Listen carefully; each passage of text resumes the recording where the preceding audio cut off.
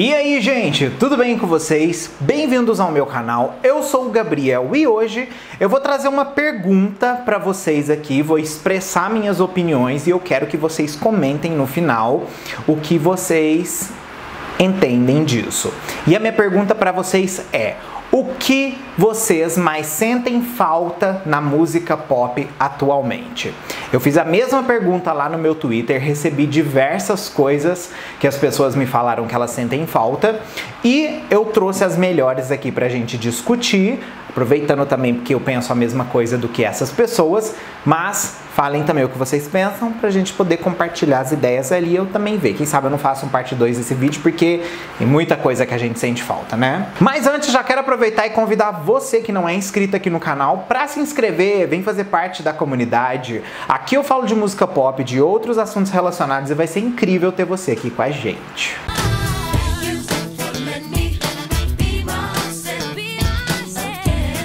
Perguntei o que a gente mais sente falta na música pop, eu recebi uma porrada de mensagens, mas eu separei 10 tópicos aqui que foram meio que iguais, tanto o que eu penso quanto o que as outras pessoas também pensam. E isso é muito bom, gente, porque é aquele pingo de esperança que a gente tem de esperar que essas pessoas enxerguem isso como a necessidade de uma revolução também. Primeiro ponto que bateram muito foram as músicas sem pretensões.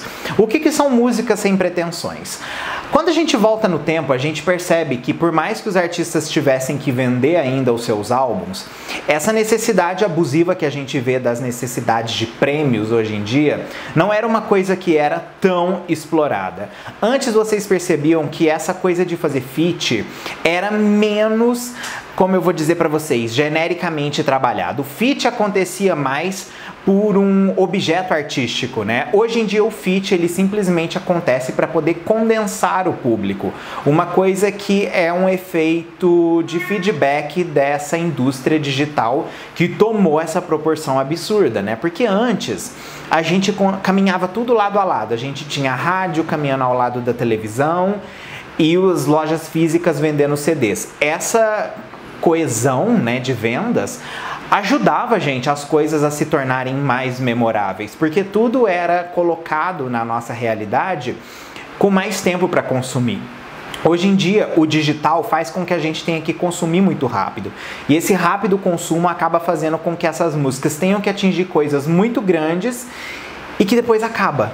Entende? Esse acabar rápido eu acho que é uma das coisas que mais me deixa triste em relação à música atual. Segundo lugar, a saudade das performances eletrizantes, né? Hoje em dia a gente percebe que as performances elas são menos ensaiadas, né? Os artistas perdem tanto tempo no estúdio gravando novas músicas, fazendo CDs atrás de CDs, gravando clipes atrás de clipes que no fim das contas, o material de corpo com as coreografias mais elaboradas, elas não são tão levadas a sério, entende? Antes a coreografia para uma música pop, ela era colocada como um padrão para fazer com que a música vendesse. Hoje em dia a gente percebe que as coreografias são muito mais fáceis, muito esquecíveis e que não tem essa mesma fórmula que a gente via anos atrás. Quando a gente assistia um show, por exemplo, essa histeria que a gente tinha assistindo esses artistas era completamente diferente da histeria que a gente vê hoje em dia. A gente não era histérico somente pela imagem do artista, que era uma coisa que hoje em dia é totalmente valorizada. A gente era histérico também porque eles conseguiam entregar pra gente um universo alternativo da realidade, porque eles davam a música, eles levavam a experiência do clipe pro palco e isso tudo fazia com que a gente ficasse conectado e obcecado por aquilo numa forma que hoje em dia a gente não vê mais, entende? Eu enxergo o K-pop como uma luz no fim do túnel nesse aspecto, porque as pessoas que consomem o K-pop abraçam esse tipo de coisa que a gente via antigamente. Porém, no que é mainstream hoje em dia, está cada vez mais afastado dessa realidade. Outro ponto também que o pessoal falou muito foi a falta de temas nas músicas e temas no álbum. Ou seja, histórias mais bem contadas nas músicas. Isso realmente é um fato, gente. A gente percebe que hoje em dia as músicas, as histórias, elas são muito menos elaboradas. Quando vocês pegam álbuns que têm essas histórias mais elaboradas, vocês percebem percebem que são álbuns menos valorizados. Um exemplo que a gente vê disso é o Folklore, da Taylor Swift. O álbum ele teve um impacto incrível porque ela tem um mercado muito grande. Mas se você olhar, óbvio, a gente tem que levar em consideração todo o aspecto de pandemia e afins, mas se vocês olharem o aspecto de pessoas que consomem Taylor Swift no mainstream com mais facilidade, a maioria desconhece o repertório do Folklore. Então os álbuns dela que são mais populares e menos inteligentes, eles são os mais hipervalorizados, entende? Você percebe isso por outros artistas que resolvem melhorar os seus storytellings. Quando vocês pegam, por exemplo, artistas que vieram aí na década passada, que tiveram álbuns farofa, vendendo muito, e de repente eles resolvem mudar as suas fórmulas, vocês percebem uma drástica queda de mercado neles. E isso é um feedback dessa mudança de storytelling que hoje em dia não é mais tão valorizado como era antes. Um outro ponto aí que eu acho que é um dos que mais batem na cabeça da gente é a longevidade da música no quesito também do tempo da faixa, né? Hoje em dia a gente tem faixas de 2 minutos por causa dessa necessidade de briga de rádio, né? Como eu disse pra vocês, como nada mais caminha junto, a rádio com a televisão, com o clipe, o digital fez com que isso saísse de controle. Essa necessidade da música entrar, tocar por uma semana é o que todo mundo quer fazer. Tanto que vocês veem investimentos enormes em colocar músicas em playlists e outras coisas, com músicas que são muito curtas exatamente para ser consumida por mais vezes em menos tempo. Isso seria o novo rentável. Antigamente a gente via que as músicas eram mais longas, mas a gente comprava o CD, a gente prestava atenção na letra, a gente prestava atenção no instrumental. A gente tinha uma relação completamente diferente nessa perspectiva. E com essas músicas curtas, a gente não consegue cultivar as memórias. Outro ponto que o pessoal bateu muito na tecla e que eu concordei totalmente foi as eras mais longas. Antigamente, a gente via um álbum ser trabalhado com 5 singles, 6 singles, dependendo do sucesso que ele fazia.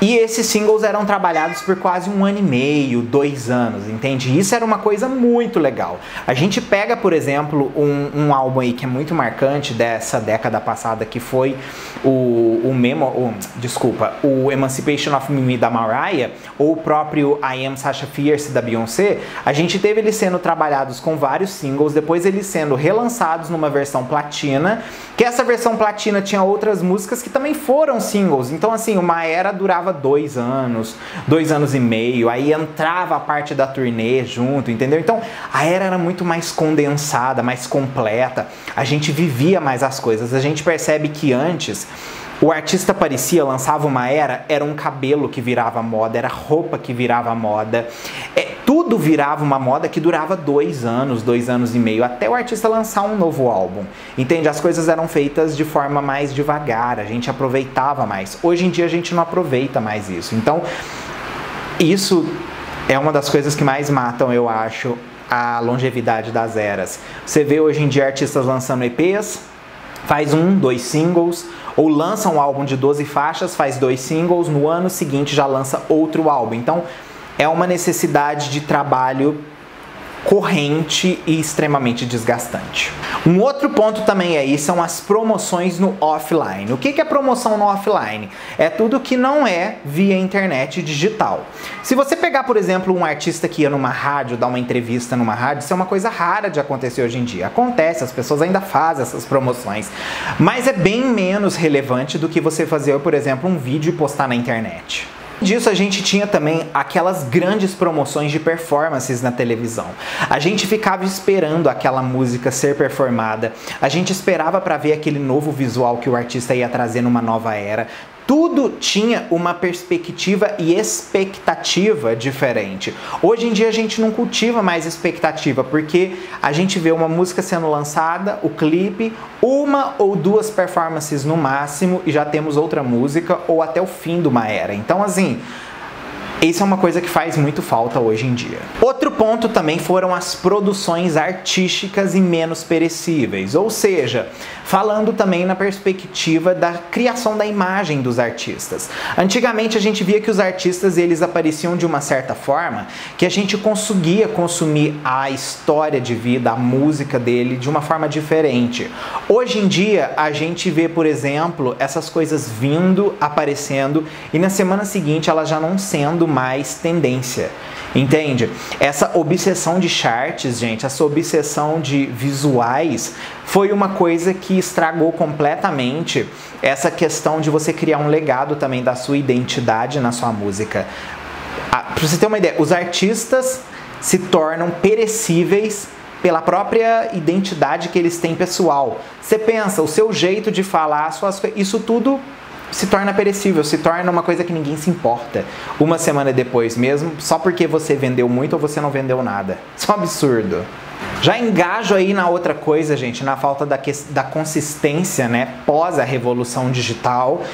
A gente não vai ter mais consistência, gente. Consistência é uma coisa que a gente pode dizer adeus e esperar que isso um dia aconteça de novo. Como eu disse, talvez o K-pop seja aquela respirada que a gente vai dar num pouco mais de consistência, porque vocês veem que eles constroem uma era, constroem uma identidade, enfim, tem toda uma nomenclatura específica que a gente nota que aquilo é feito. Hoje em dia o mercado não tem mais essa coisa, entendeu? Então você vê que nesse novo mercado que essas empresas trabalham, a gente consegue ter um pouco mais de respiro nessa perspectiva. E o último, que eu acho que é o que mais dói, é as memórias afetivas, o que a gente não cria mais quando a gente ouve música. A gente não pega mais amor nas músicas igual a gente pegava antes.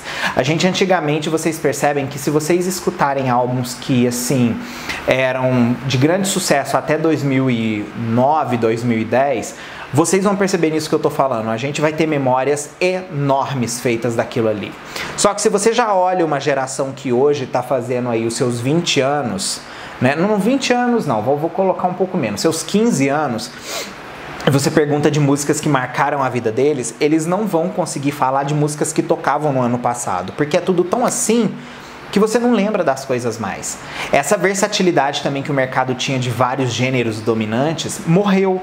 Hoje em dia a gente percebe que o hip hop domina de um lado e do outro lado a gente tem um pop muito ruim dominando, entende? O dance se apagou totalmente.